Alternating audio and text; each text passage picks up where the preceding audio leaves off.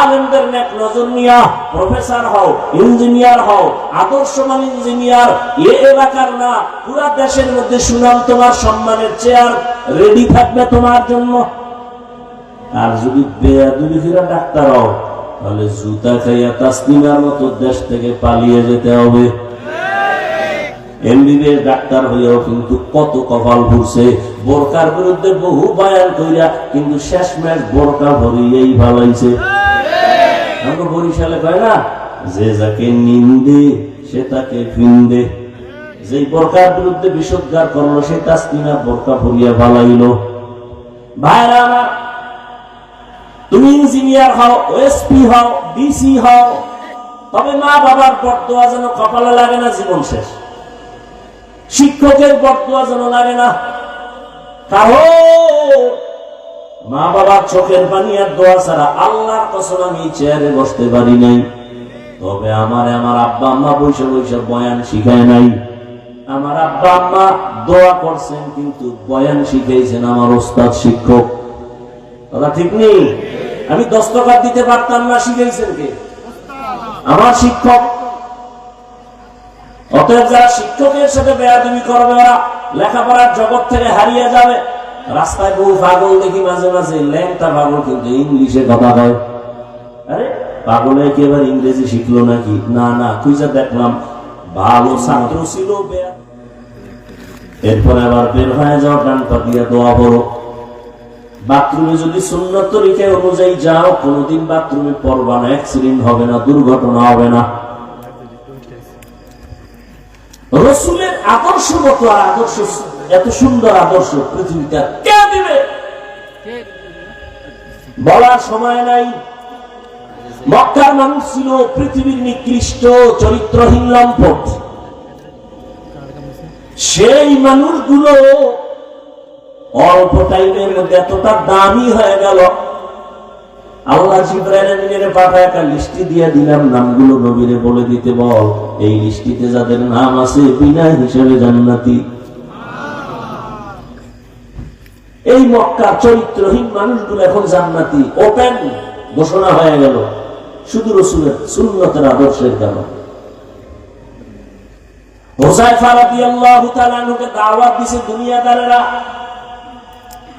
খানা বইরা যায় উঠায় খায়, পইরা যায় উঠায় খায়। দুনিয়াদার প্রাসাদের লোকেরা বলে এটা কেমন কেমন লাগে, একটু ছোট লোকের মতো মনে হয়। তুমি কি বলো, এটা তো আমার রাসূলের সুন্নত। চিৎকার দিয়ে হুযায়ফা বলেন, আতুরকু সুন্নাত হাবিবি লিহাউলাইল হুমাকা, আমি কি আমার হাবিব মুহাম্মদের সুন্নতে আহমদ মূর্খ দুনিয়াদারের কারণে ছেড়ে দিব?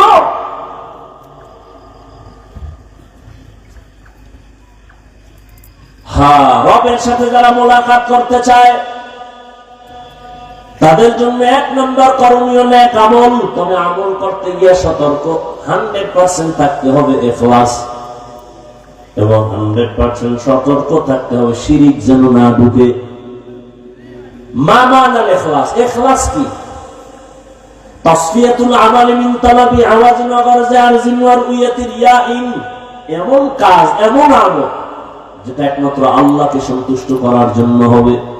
ইন্না সালাতি ওয়া নুসুকি ওয়া মাহইয়ায়া ওয়া মামাতি লিল্লাহ ওয়া মামাতি লিল্লাহি রাব্বিল আলামিন। রঙ্গে তাকওয়া রঙ্গে সিদক রঙ্গে দিতা আবদ বাকি বুদ বরাবদি। ওই ভুলে গেছেন মনে হয় না? মাথার মধ্যে কি লাগানো? বড় না লাগাইস, পানি পায় না, চামড়ার মোজার সাথে ওড়নার একটা অংশ দিয়া বেঁধে পানি পাইয়া কুকুরের পান করাইয়া দিল। জাহান্নামী গুনাহগার নারী কুকুরের পানিটা পান করানো মাত্র রহমতের নবী সাহাবাদেরকে শুনাইতেছে, ও সাহাবায়ে কেরাম, গায়বী একটা আওয়াজ, অদৃশ্যের একটা আওয়াজ আসছে, ও নারী, এই শুধু এতটুকু আমলের বরকতে তোমার জীবনের সব গুনাহগুলো মাফ। এর নাম ইখলাস।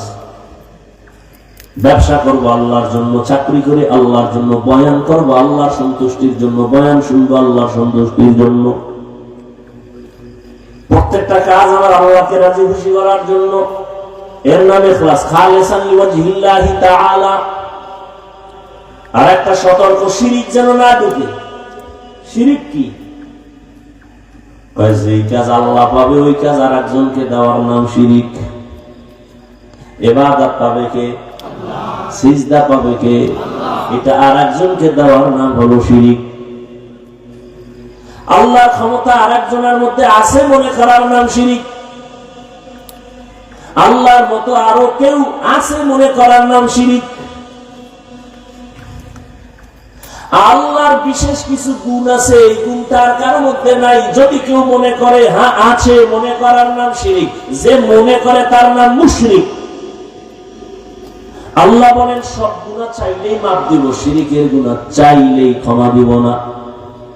ইন্নাল্লাহা লা ইয়াগফিরু আন ইউশরাকা বিহি ওয়া ইয়াগফিরু মা দুনা যালিকা লিমান ইয়াশা ওয়া মান ইউশরিক বিল্লাহ ফাকাদ ইফতারা ইসমান আযীমা ওয়া মান ইউশরিক বিল্লাহ ফাকাদ দাল্লা দালালান বাঈদা ওয়া মান ইউশরিক বিল্লাহ ফাকাদ হারামাল্লাহু আলাইহিল জান্নাহ।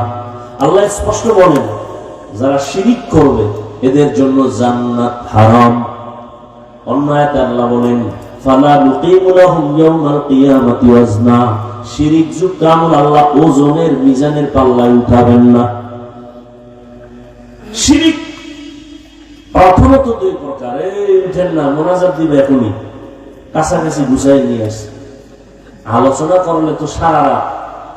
এটা এমনই এক জগৎ, কিয়ামত পর্যন্ত বয়ান চলবে, বয়ান চলবে, বক্তা আজ আসি আমি থাকবো না, আরেকজন আসবে, চলতে থাকবে, তৃপ্তি হবে না এই মুমিনের। আল্লাহ নিজে কিয়ামতের দিন সব জান্নাতীদের এক জায়গায় বসাইয়া আমার নবীর মাধ্যমে তেলাওয়াত শুনাই, আল্লাহ নিজে তেলাওয়াত শুনাইয়া তৃপ্তি দিবেন।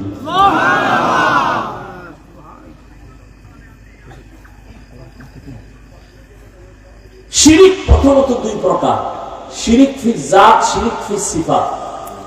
এই দুইটাকে ভিন্ন নামে বলে শিরকে আসগর, শিরকে আকবর। এইটাকে আরেক নামে বলে শিরকে জলি, শিরকে খফি। টোটাল শিরিক পাঁচ প্রকার।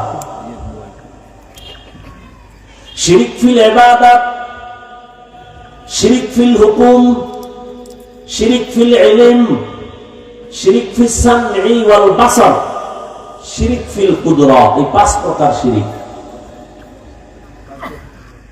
গায়বের ইলম কার? বলেন। কেউ যদি মনে করে আল্লাহ ছাড়া অন্য কেউ গায়ব জানে, মনে করার নাম শিরিক। যারা মনে করবে তারা মুশরিক। ও আমার ভাইরা, যুবক বাবারা, বৃদ্ধ বাবাজি, পর্দার আড়ালের মা বোনেরা, মূল কথা আমি যেটা বুঝাইতে চাই, আল্লাহ বিবেক দিয়েছেন, চিন্তা করবেন। যদি রবের মোলাকাত চান তো আমল লাগবে। আমাকে একটু জবাব দেন, নবীজির গুনাহ ছিল নি? সবাই একমত? নবীর মতো দামি কেউ আসেনি? সেই নবী নামাজ পড়ছেননি? কত ওয়াক্ত? বলেন বলেন। শুধু 5 ওয়াক্ত? ইশরাক পড়ছেন? আওয়াবিন, চাষ, তাহাজ্জুদ? সবাই একমত? সাহাবায়ে কেরাম পড়ছেন? পড়ছেন? আপনারা হেদের থেকে বড় বুজুর্গ না? হ্যাঁ, আপনারা কোন সূরায় শিখাইছে যে বেশি আমল লাগে না? কোন সূরায় শিখাইছে? আপনারা কোন বেঈমানে শিখাইছে আপনারা? বরং আপনারা জানেন কিয়ামতের ময়দানে, আপনারা না হাদিস শুনেন, সবাই হাদিস নিয়ে গবেষণা করেন, কিয়ামতের ময়দানে ফরজ ইবাদতের ঘাটতি পূরণ হবে নফলের দ্বারা। কি ওলামায়ে কেরাম সাক্ষী দেন নাই হাদিসে? ফরজ আমলে ঘাটতি আছে না নেই? এটা পূরণ হবে কি দিয়া? নফল দিয়ে।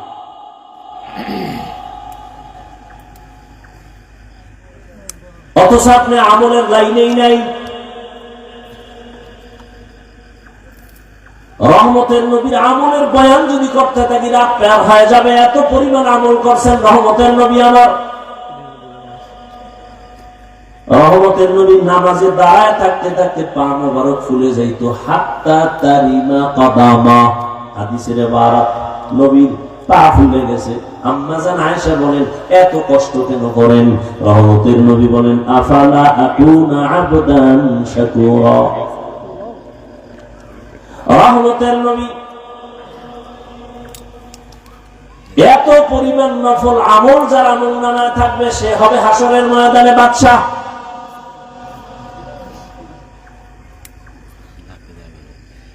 আপনি যে 5 ওয়াক্ত নামাজ পড়েন এটা আপনার ক্রেডিট না। যদি মনে করেন এটা আপনি বহুত ধোকায় আছেন। আপনি সরকারের চাকরি করেন বা বেসরকারি চাকরি করেন, বেয়াদবি ক্ষমা চাই, একটু বলেন তো ডিউটি কয় ঘন্টা? 8 ঘন্টা। বলেন 8 ঘন্টা। 8 ঘন্টার ডিউটির কন্ট্রাক্টে গেছেন, তাই তো? বেতন কত নিম্নে ধরেন, একটা ধরেন, বলেন কত? 20,000। 20,000। আর টেবিলের নিচে তো মুক্তা টুক্তা এমনি আছে, ওগুলো টেনশন নেই। ধরেন 20,000, তাই তো? ডিউটি কয় ঘন্টা? 8 ঘন্টা। তাহলে আপনি 8 ঘন্টা ডিউটি করে 20,000 টাকা মাসে বেতন নেন। তাহলে 8 ঘন্টা ডিউটি করার বিনিময়ে কত পাইতেছেন? 20,000। এটা কি মালিকের যে আপনি 8 ঘন্টা ডিউটি করে 20,000 নেন, এটা কোনো ক্রেডিট আপনার? আপনি যদি 8 ঘন্টার পরে 20,000 বেতন ঠিক, কিন্তু ওভার কিছু টাইম আপনি মালিককে দেন, এটা আপনার ক্রেডিট। কথা ঠিক? 5 ওয়াক্ত নামাজ আপনার দায়িত্ব করতেই হবে, না হয় আপনি মুসলমান হতে পারবেন না। এটা আপনার দায়িত্ব করতেই হবে, এটা ক্রেডিট না।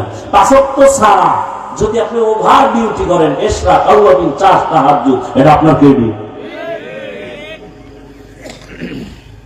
আপনি শুধু রোজা রাখছেন রমাজানে, এটা আপনার ক্রেডিট না, এটা তো আপনার দায়িত্ব। মালিকের সাথে কন্ট্রাক্ট না থাকে আপনার ঈমান থাকবে না। কিন্তু যদি আপনি রোজার মাস ছাড়া সোমবার বৃহস্পতিবারের রোজা রাখেন, আরাফার রোজা রাখেন, শাওয়ালের রোজা রাখেন, আশুরার রোজা রাখেন, এটা আপনার ক্রেডিট। মানে অহংকার করার ক্রেডিট না, মালিকের সাথে মহব্বতের ক্রেডিট। মাওলা বুঝদান করুক, আর কিছু না। আমাকে সবকিছু জানা আছে, শুধু বুঝের সমস্যা। বুঝেন না? এখানে যারা সবাই মুসলমান, আপনার আল্লাহ আমার আল্লাহ দুইজন না এক? আপনাদের নবী আমার নবী, আপনাদের কোরআন আমার কোরআন, আপনাদের কালেমা আমার কালেমা, আপনাদের ধর্ম আমার ধর্ম, আপনাদের কাবা আমার কাবা। দুনিয়াতে আপনি আমি আসছি সিস্টেম না? এলাকার মানুষ লঙ্গি ভরে আছে। বিদায়বেলা কাফনের সংখ্যা আপনারও 3টা, আমারও। মহিলাদের 5টা, কালার আলাদা। কি কাফনের কালার হুজুর গুলো একরকম, আপনাদের তো আর এক রকম না? সব এক। কি কালার? কি কপাল এত ঘুরছে এই জাতির যে কালার লইয়াও খুলে দিল। কে কালো ভরলো, কে সাদা ভরলো, কে সবুজ, কালার লইয়াও খুলে দিল। কবরের সাইজ বলেন না? আপনাদের তো একটু বড়। কবরে রাখার পরে প্রশ্ন হবে কয়টা? আলাদা আলাদা না সব এক? রবের পরিচয় দাও, ধর্মের পরিচয় দাও, রাহমাতুল লিল আলামিনের পরিচয় দাও। ও আমার কলিজার যুবক বাবারা, তোমার আমার আল্লাহ এক, নবী এক, কোরআন এক, কাবা এক, ধর্ম এক, কালেমা এক, দুনিয়াতে আসছি এক, কাফনের কালার এক, সংখ্যা এক, কবর সমান এক, প্রশ্ন কবরে 3টা এক। অথচ তুমি মুসলমান, আমি মুসলমান। আজকে আমি টুপি খুলতে গেলে লজ্জা পাই, আর তুমি কেমন মুসলমান যে তুমি টুপি দিতে গেলে বড় লজ্জা পাও। তোমার টুপি দেওয়ার জন্য আমাকে বয়ান দেওয়া লাগে, তুমি কত ভিআইপি মুসলমান। আমি দাড়ি কাটতে লজ্জা পাই, তুমি কেমন মুসলমান যে দাড়ি রাখতে লজ্জা পাও। আমি নামাজ না পড়লে লজ্জা, তুমি নামাজ পড়তে গেলে লজ্জা। আমি মসজিদে না ঢুকলে লজ্জা, তোমার ঢুকতে গেলে লজ্জা। আমি পর্দা না করলে লজ্জা পাই, তুমি পর্দা করতে গেলে লজ্জা পাও। তোমার আমার আল্লাহ এক, নবী এক, সব এক। অথচ তোমার বয়ান করা লাগে পাও ধরে। আমি একা? হাজার হাজার আলেমের বয়ান, তাবলীগের বয়ান, পীর মাশায়েখের বয়ান, জুমার খতিবের বয়ান, এরপরও ফলাফল 0। আফসোস, এই বয়ানগুলো যদি তোমার পিছনে না কইরা হিন্দু পাড়ায় যাইতাম, খ্রিস্টানের মিশনারিতে যাইতাম, ওরা সবগুলো 6 মাসের বয়ানে মদিনার পাগল হয়ে যেত। কিন্তু তুমি মুসলমানি ঠিক করতে পারলাম না। পাও ধীরে ধীরে বুঝাই, রাগ করে বুঝাই না। দুই একটা কথা একটু গরম ভাবে বের হয়ে গেছে, বারবার বলি ভাইজান মাফ করে দেন, ভুল হইলে ক্ষমা চাই, মাওলার কাছে মোনাজাতে ক্ষমা চাই। এত বিনয়ের সাথে বয়ান করে বুঝাই, এরপরে দেখা যায় নামাজ পড়িয়াও সুদের ব্যবসা ছাড়ো না রে বাবা। নামাজ পড়ো, ঘুষ খাও, নামাজ পড়ে মিথ্যা বলো, নামাজ পড়ে ভাইয়ের হক নষ্ট করো, বোনের হক নষ্ট করো, মা বাবার সাথে বেয়াদবি, নামাজ পড়ে আবার কোরআনের বিরুদ্ধে, ইসলামের বিরুদ্ধে, আলেমের বিরুদ্ধে লেখালেখি করো। বাবা বলো আর কতদিন? জীবনে তো গুনাহ কম করো নাই রে বাবা। আমি যে এতক্ষণ বয়ান শুনাইতেছি একবারও কিন্তু বলি নাই এই যুবকেরা আমার মতো পাস করলি লাগাও। আমি কওমি মাদ্রাসার তাজা সন্তান, তুমি কওমিতে যাও, একবারও বলি নাই। আমি তাবলীগের লাইনের সন্তান, আমি পীর সাহেবদের মুরিদ, আমি একবারও বলি নাই তুমি ওই লাইনে যাও। আমি কি বুঝাইতে চাই রে বাবা? আমার শেষ কথা হলো এটা, খেয়াল করো যুবক বাবারা। তুমি স্কুলে পড়ো আলহামদুলিল্লাহ, কলেজে পড়ো আলহামদুলিল্লাহ, আমি দোয়া করে গেলাম তুমি ডাক্তার হও, ইঞ্জিনিয়ার হও, প্রফেসর হও, তুমি একজন কলামিস্ট হও, সাংবাদিক হও, তুমি একজন এমপি হও, তুমি ডিসি হও, এসপি হও, ওসি হও, তবে একটা ছোট দাবি, বেয়াদব হইও না, খবরদার। কি হইও না? এখন তুমি বলবা হাফিজ ভাই বেয়াদব হব না, তার ব্যাখ্যা কি? এক নম্বর ব্যাখ্যা, বেয়াদবি করবা না মা বাবার সাথে, করলেই তোর মরণ, মরবি না, পঙ্গু হয়ে বিছানায় কাঁদবি। নাম্বার 2, শিক্ষকের সাথে বেয়াদবি যেন না হয়। নাম্বার 3, ওলামায়ে কেরাম মুরব্বির সাথে যেন বেয়াদবি না হয়। এই 3 জায়গা থেকে নিজের বাঁচায় যদি ডাক্তার হও, শুধু এই বাগেরহাটের ডাক্তার না, পুরা দেশের মধ্যে সুনাম সম্মান ওয়ালা ডাক্তার হইতে পারবা। যদি মা বাবার দোয়া নিয়া, শিক্ষকের দোয়া নিয়া, আলেমদের নেক নজর নিয়া প্রফেসর হও, ইঞ্জিনিয়ার হও, আদর্শমান ইঞ্জিনিয়ার, এ এলাকার না পুরা দেশের মধ্যে সুনাম, তোমার সম্মানের চেয়ার রেডি থাকবে তোমার জন্য। আর যদি বেয়াদবি করে ডাক্তার হও, তাহলে জুতা খাইয়া তাসলিমার মতো দেশ থেকে পালিয়ে যেতে হবে। এমবিবিএস ডাক্তার হইয়াও কিন্তু কত কপাল ঘুরছে, বোরকার বিরুদ্ধে বহু বয়ান কইরা কিন্তু শেষমেশ বোরকা ভরিয়েই ভালাইছে। আমরা বরিশালে কয় না, যে যাকে নিন্দে সে তাকে ফিন্দে। যে বোরকার বিরুদ্ধে বিষোদ্গার করলো সে তাসলিমা বোরকা ভরিয়া ভালাইলো। ভাইরা আমার, তুমি ইঞ্জিনিয়ার হও, ওএসপি হও, ডিসি হও, তবে মা বাবার বরদোয়া যেন কপালে লাগে না জীবন শেষ। শিক্ষকের বরদোয়া যেন লাগে না, কারণ মা বাবার চোখের পানি আর দোয়া ছাড়া আল্লাহর কসম আমি চেয়ারে বসতে পারি নাই। তবে আমার আব্বা আম্মা বৈশা বৈশা বয়ান শিখায় নাই। আমার আব্বা আম্মা দোয়া করছেন কিন্তু বয়ান শিখাইছেন আমার ওস্তাদ শিক্ষক। কথা ঠিক নেই? আমি দস্তখত দিতে পারতাম না, শিখাইছেন কে? আমার শিক্ষক। অতএব যারা শিক্ষকের সাথে বেয়াদবি করবে ওরা লেখাপড়ার জগৎ থেকে হারিয়ে যাবে। রাস্তায় বহু পাগল দেখি মাঝে মাঝে, ল্যাংটা পাগল কিন্তু ইংলিশে কথা কয়। আরে পাগলে কি এবার ইংরেজি শিখলো নাকি? না না, খুঁজে দেখলাম ভালো ছাত্র ছিল, বেয়াদবি করার কারণে পাগল হয়ে গেছে। ও আমার যুবক বাবারা, মা বাবার দোয়া নিয়ে চলো, শিক্ষকের দোয়া নিয়ে চলো, ওলামায়ে কেরামের নেক নজর দিয়ে চলো। এবার মনে মনে বলবো হাফিজ ভাই এটা কেমনে সম্ভব? এবার ডানে বামে একটু গভীর ভাবে নজর করো, খেয়াল করো, দেখো জীবনে কোনোদিন মাদ্রাসায় যায় না, আলিফ বাতা পড়ে নাই এমন যুবক, জেনারেল লাইনের যুবক, স্কুল কলেজে পড়িয়াও 5 বেলার নামাজি দাড়িওয়ালা, মিথ্যা বলবা না, সত্য বলবা, আসেনি? অশেষ। তোর কপালে হেদায়েত থাকলে ভাবি, নাইলে আবু জাহেল হয়ে যাবে। এতটুকু জবাব দিবি বিবেক দিয়া। তোমার মতো যুবক যদি জেনারেল লাইনে থাইকা স্কুল কলেজে পড়ে নামাজ পড়ে, তুমি পারো না কেন? বাস শেষ, এখানে অশেষ, তোমার কপাল ফিরে গেছে। তোমার মতো যুবক যদি র্যাব, আর্মি, পুলিশ, বিডিআর চাকরি করে 5 ওয়াক্ত নামাজ পড়ে নাই, বলো বাবা তুমি কেন পারো না? আমি তো বলি না তুমি আমার মতো হুজুর হও, কোনো দরকার নেই। দেশে হুজুর এত বেশি, তোমার হুজুর হওয়ার দরকারই নাই। তোমার মতো যুবক নদীর মধ্যে মাছ ধরে, নামাজ পড়ে, তুমি কেন পারো না? রাস্তায় গাড়ি চালায় ড্রাইভার যুবক, নামাজ ছাড়ে না, বলো তুমি কেন পারো না? তোমার মতো যুবক ওসি ডিসি এসপি উকিল ব্যারিস্টার পাঁচ ওয়াক্ত নামাজি, তুমি কেন পারো না? তোমার মতো যুবক দেখো ময়দানে কৃষি কাজ করিও, নামাজ পড়ে, নামাজ ছাড়ে না, বলো তুমি কেন পারো না? মনে হয় মা বাবার পর দোয়া লাগছে, গুনার কারণে আল্লাহ বুঝি বেজার হয়ে গেছে। না হয় মোনাজাতে অনেকে কাঁদে, তোমার চোখে পানি আসে না কেন? কারণ কি? তোমার মধ্যে আল্লাহর ভয় নাই, তোমার মধ্যে আখিরাতের চিন্তা নাই। তুমি যে মরে যাওয়া খবরই নেই, তোমার চিন্তাই নেই যে তুমি মরে যাও। অথচ মরণের অস্ত্র লয়ে ঘুরতেছো অল টাইম, কখন জানি মরে যাও। খালি মরণের বুকে ব্যথা, রে ধর খাওয়ার টাইম মনে নেই কেন? বলে গজবের মোবাইল হাতে নিয়ে বাঁচতে চাই যুবক বেশি দিন, কিন্তু গজবের মোবাইল নিয়ে দ্রুত মরার অস্ত্র নিয়ে ঘুরে।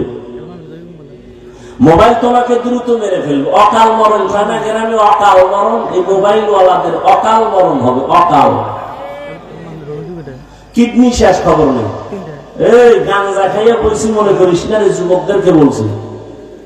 বাসায় যে গুগলে সার্চ দিবি, টাচ মোবাইল দেখলে শরীরের অঙ্গ প্রত্যঙ্গের কি কি ক্ষতি হয়।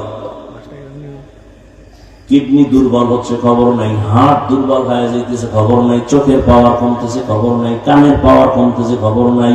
চরিত্র নষ্ট, খবর নাই। লেখাপড়া ধ্বংস হয়ে গেছে, খবর নাই। মায়ের সাথে বেয়াদবি এই মোবাইলের কারণে, বাবার সাথে বেয়াদবি, শিক্ষকের সাথে বেয়াদবি, আলেমের সাথে বেয়াদবি, শুধুই একটা মোবাইলের কারণে। যুবক বাবারা বুঝাবার জন্য বলছি, পর্দার আড়ালের আম্মা জানেনা, বোনেরা, এতক্ষণ আপনাদের সন্তানদের যা শুনাইলাম, এগুলো যদি কাজে লাগাইতে চান আম্মা জান, আপনার অনেক দোয়া লাগবে, অনেক চেষ্টা লাগবে। কারণ আপনাদের কারণেই তো এই দুনিয়াতে ভালো ভালো সন্তান আছে। ডিসি সাহেবের ব্যবহার ভালো, খোঁজ নিয়ে দেখবেন তার মা ভালো। ওসি সাহেবের ব্যবহার ভালো, খোঁজ নিয়ে দেখবেন তার মা ভালো। এজন্যই তো আপনাদের সম্মান। আপনারা নবীদের মায়ের মতো মা, সাহাবায়ে কেরামদের মায়ের মতো আপনাদের সম্মান। আপনারা খাদিজা রাদিয়াল্লাহু আনহার মতো নারী, ফাতেমা রাদিয়াল্লাহু আনহার মতো নারী, আয়েশা রাদিয়াল্লাহু আনহার মতোই তো আপনারা নারী। আপনারা তো বড় পীর আব্দুল কাদের জিলানী, খাজা মাইনুদ্দিন চিশতি আজমিরি, শাহজালাল, শাহ পরান খান, জাহান আলী, শাহ আলী, এরা এদের মা ছিল বড় ধন্য, বলার সময় নাই। শুধু একটা কথাই বলি, মঈনুদ্দিন চিশতির মা কেমন মা। মঈনুদ্দিন চিশতি মদিনা থেকে আসছেন ভারতে কালেমার দাওয়াত দেওয়ার জন্য। লক্ষ লক্ষ বিধর্মী যখন কালেমা পড়ছে খুব খুশি। মা কয়, মঈনুদ্দিন এত খুশি কেন? কয়, মা আমার হাতে বহু বিধর্মী কালেমা পড়ছে, দিনলে খুশি। কয়, মা বলে, বাবা এটা আমার অবদান, তোর কোনো অবদান নাই। মঈনুদ্দিন চিশতি বলে, মা কি অবদান? মঈনুদ্দিনের মা কান্না করে বলে, বাবা তুই আমার গর্ভে যখন আসছো, আমি এক রাত ঘুমাই নাই। আমি আমার মালিকের দরবারে কান্না করে দোয়া করেছি, হে মালিক, আমার গর্ভের সন্তানকে তুমি তোমার ওলি হিসাবে কবুল করে নিও। এই মঈনুদ্দিন, শুধু তাই না, তুই যখন দুনিয়াতে আসছো, আমি তোকে যতদিন বুকের দুধ পান করাইছি, আল্লাহর কসম এক ফোঁটা দুধও বিনা ওযুতে তোর মুখে আমি দেই নাই। এমন সন্তান আল্লাহওয়ালা হবে না কেন? এরে আল্লাহর গোলাম, গাছ যেমন হবে ফল তো তেমনই হবে। মা বাপ ভালো হবে তো সন্তান ভালো, শিক্ষক ভালো হবে তো ছাত্র ভালো, পীর ভালো হবে তো মুরিদ ভালো হবে। ও আল্লাহর বান্দারা, আম্মা জানেরা, আপনারা জানেন আল্লাহর এক বড় দুশমন দুনিয়াতে ছিল ফেরাউন। নাম জানেন তো সবাই? বলেন তার স্ত্রীর নাম কি? এত বড় বেঈমানের ঘরে থাইকা আসিয়া আল্লাহর এত পেয়ারা হয়ে গেল। রহমতের নবী বলেন, কিয়ামতের দিন জান্নাতে আসিয়ার সাথে আমার বিবাহ হবে। ও বাগেরহাটের মা বোনেরা, ও আম্মা জান, এত বড় বেঈমান ফেরাউনের ক্ষমতা, টাকা, সব স্বাধীনতা লাথি মারিয়া জগৎ বিখ্যাত আসিয়া যদি আল্লাহর এত পেয়ারা হয়ে যায়, নবীজি সুসংবাদ দিয়ে গেছেন দুনিয়াতে কিয়ামতের দিন আসিয়ার সাথে রহমতের নবীর বিবাহ হবে। এরে আম্মা জান, আপনার স্বামী তো ফেরাউনের মতো খারাপ না। আপনি যদি চিন্তা করতে স্বামীকে লাইনে নিয়ে আসবেন, বেশি সময় লাগতো না রে মা। আপনি যদি স্বামীকে বলতেন, স্বামী আমার মা বাবার মায়া আদর ছাড়িয়া তোমার ঘরে আসি, না খাইয়া থাকলেও তোমার সংসারে আসি, খাইয়া থাকলেও আসি, তবে জীবনে তোমার কাছে একটা দাবি আমার, জীবনে কোনোদিন হারাম টাকা কামাই করে মাল ঘরে আনবা না, হারাম খাইয়া নিজেদের রক্ত নাপাক করবো না, সন্তানের রক্ত নাপাক করতে দিব না। প্রত্যেকটা মা যদি স্বামীকে বলতেন, কোন স্বামী হারাম মাল ঘরে নিতে পারত না, ঠিক নেই? এবং প্রত্যেকটা মা যদি মনে করতেন স্বামী মরিয়া গেলে সব তো আমার, তাহলে আমি স্বামীর সম্পদ কেন গোপনে গুনাহের কাজে ব্যয় করি? এই যে যুবকরা বাবার টাকা চুরি করে, মায়ের টাকা চুরি করে, বান্ধবীর জন্য আর মোবাইলের জন্য, প্রত্যেকটা যুবক যদি চিন্তা করত আমার বাবায় মরে গেলে বাবার কামাই যদি তো সব আমার, প্রত্যেকটা সন্তান যদি চিন্তা করত বাবায় মরে গেলে সব সম্পদ তো আমার, আমার জিম্মেদারিতে চলে আসবে, তাহলে আমি কেন সম্পদ নষ্ট করব? মূলত বাবারটা নষ্ট করো না রে বাবা, নিজেরটাই নষ্ট করো। একটা কথা লিখে রাখিস ঘরের দরজায়, কোটি কোটি টাকাও যদি কামাই করে, এই ঘরের মধ্যে যদি কেউ চুরি করে আর টাকা হারাম পথে ব্যয় করে, ওই টাকায় কোনোদিন বরকত আসবে না, লিখে রাখিস। তাহলে নিজে বাবার ক্ষতি করো না, নিজের ক্ষতি করলা। এখনো সময় আছে, তওবা করে নেও। মা বোনদের বলবো, মা আপনার মতো কত মা এই এলাকায় এখনো আছে, খোঁজ নেন। বহু মা আছে পর্দা করে, স্বামীর মাল হেফাজত করে, মোবাইলে সময় নষ্ট করে না, নামাজ ছাড়ে না। বলেন আম্মা জানেন আপনারা কেন পারেন না? এখনো তওবা করে নেন। যুবক বাবারা এখনো তওবা করে নাও। জীবনে মা বাবারে কষ্ট দিবা না, আর কোনদিন শিক্ষকের সাথে বেয়াদবি করবা না, ওলামায়ে কেরামের দোয়া নিয়ে চলবা। জীবনে দূরের থেকেও বেয়াদবি করে নিজের ক্ষতি করবা না রে বাবা। বৃদ্ধ বাবাজিদের বলবো, আপনাদের মতো কত বুড়ারা এখনো মসজিদে গিয়া 5 বেলার নামাজ পড়ে, আপনারা কেন পারবেন না? আল্লাহর কাছে তওবা করেন, একটা নেককার সন্তানের বাবা হইয়া পরিচিত লাভ করিয়া কবরে যান। যুবক বাবারা, তওবা কার কপালে আসবে তা জানা নাই। শুরুতেই কিন্তু বলেছিলাম, কপাল যদি পুড়িয়া যায় নবীর বয়ানও কপাল খুলে না, আর যদি কপাল খুলিয়েই যায় নবীরে জবাই করতে আইসাও কালেমাওয়ালা হয়ে যায়। জানি না এখানে কোন কঠিন অন্তরওয়ালা হাজারো বয়ান শুনবে, তওবা নসিব হবে না। আর একদল আল্লাহর বান্দা ওমরের মতো মেজাজ নিয়ে গুনার কথা স্মরণ করে তওবা করবে, মনে মনে বলবে, হে মালিক, জীবনে তো দাড়ি কম কাটি নাই, আর কত, এখন থেকে তওবা করে নিলাম। জীবনে তো নামাজ কম সারি নাই, আজকে থেকে নামাজ আর ছাড়বো না। জীবনে তো গুনাহ কম করি না, আজকে থেকে বেপরদা করে গুনাহ করব না। আর মা বাবার বরদোয়া নিব না, শিক্ষকের সাথে বেয়াদবি করে বরদোয়া নিব না। তওবা করার মতো যদি কারো অন্তর তৈরি হয়, মুনাফিকি অন্তরে না থাকে, খাঁটি তওবার নিয়ত যাদের আছে, মাওলার কাছে 2টা হাত উঠাইয়া দেখাও, আয় আল্লাহ হাতগুলো কবুল করে নেন, তওবা কবুল করে নেন, তওবার উপরে মজবুত হইয়া চলার তৌফিক দান করেন, আমিন। আলহামদুলিল্লাহি রাব্বিল আলামিন, والصلاة والسلام على سيد الأنبياء والمرسلين وعلى آله وأصحابه أجمعين. يا أرحم الراحمين، يا أرحم الراحمين، يا أرحم الراحمين. رب ارحمهما كما ربياني صغيرا. اللهم إنك عفو كريم تحب العفو فاعف عنا. اللهم إنا نسألك رضاك والجنة ونعوذ بك من سخطك والنار. ও দয়ার মালিক, গুনার বোঝা নিয়ে আপনার দরওয়াজায় হাজির। আয় আল্লাহ, আমরা সবাই জাহান্নামের আসামি। ও আল্লাহ, তওবার নিয়তে হাত তুলেছি, আর গুনাহ করব না রে আল্লাহ। আর আপনার নাফরমানি করব না। গুনাহের কারণে আমার হাত না পাক, চোখ না পাক, জিহ্বা না পাক, অন্তর না পাক। ও আল্লাহ, আমরা তওবা করতেছি, দয়া করে আমাদের জীবনের সকল গুনাহগুলো মাফ করে দেন। আল্লাহ মাহফিল কবুল করে নেন, আয়োজনকারী সহযোগিতাকারীদের কবুল করে নেন, মাদ্রাসা কবুল করে নেন, ওস্তাদ ছাত্রদের কবুল করে নেন, এলাকাবাসীকে কবুল করে নেন। পর্দার আড়ালের মা বোনদের আবেদা পর্দাওয়ালা বানায় দেন, সন্তানগুলো নেককার বানায় দেন, লেখাপড়া যারা করে পরীক্ষার্থী কামিয়ে বিধান করেন।